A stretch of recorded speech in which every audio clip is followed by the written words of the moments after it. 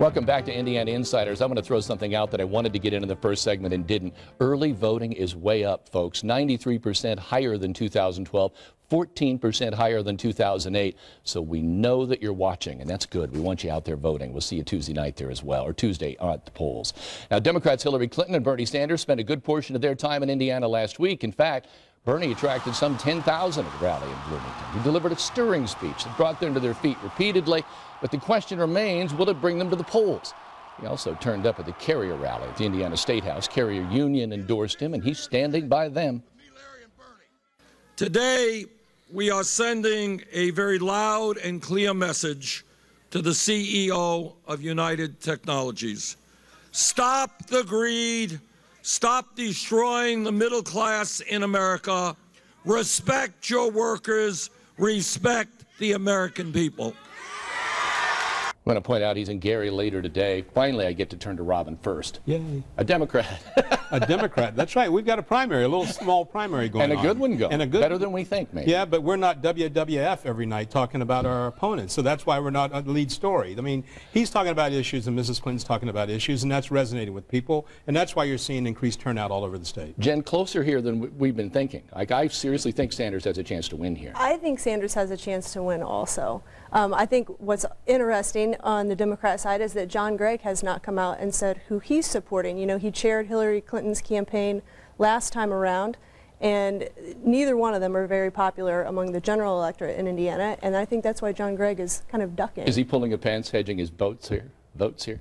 Well, he certainly hasn't expressed who he's supporting. Is he for Bernie Sanders or Hillary Clinton? We don't know.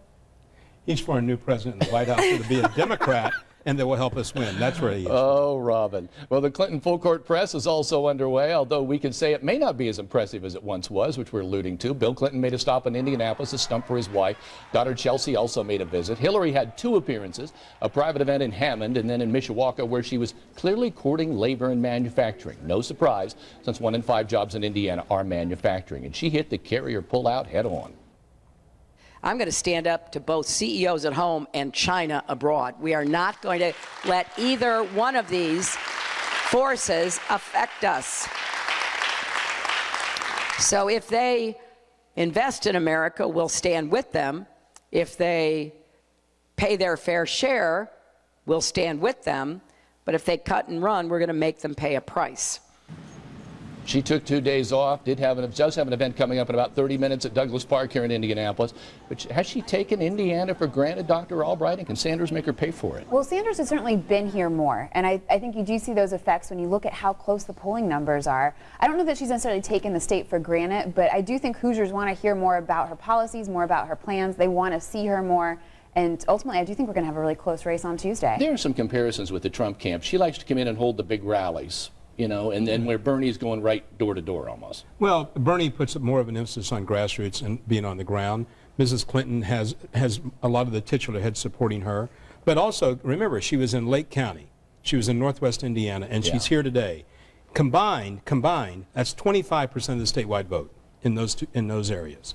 So that's where she's going. That's where you have to get the vote out. But not public events. A lot of at least 2 of those events were closed private events in certain companies. Right, but today's Get Out the Vote rally is right here in Center Township, in Andre Carson's district, to get out the vote. I sense you two are getting warmed up a little bit. We're getting closer to the general, aren't we? That's right. You're going to see it. Maybe just sit between them.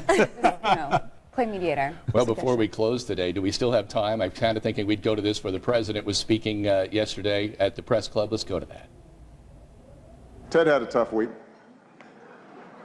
He went to Indiana, Hoosier country, stood on a basketball court and called the hoop a basketball ring.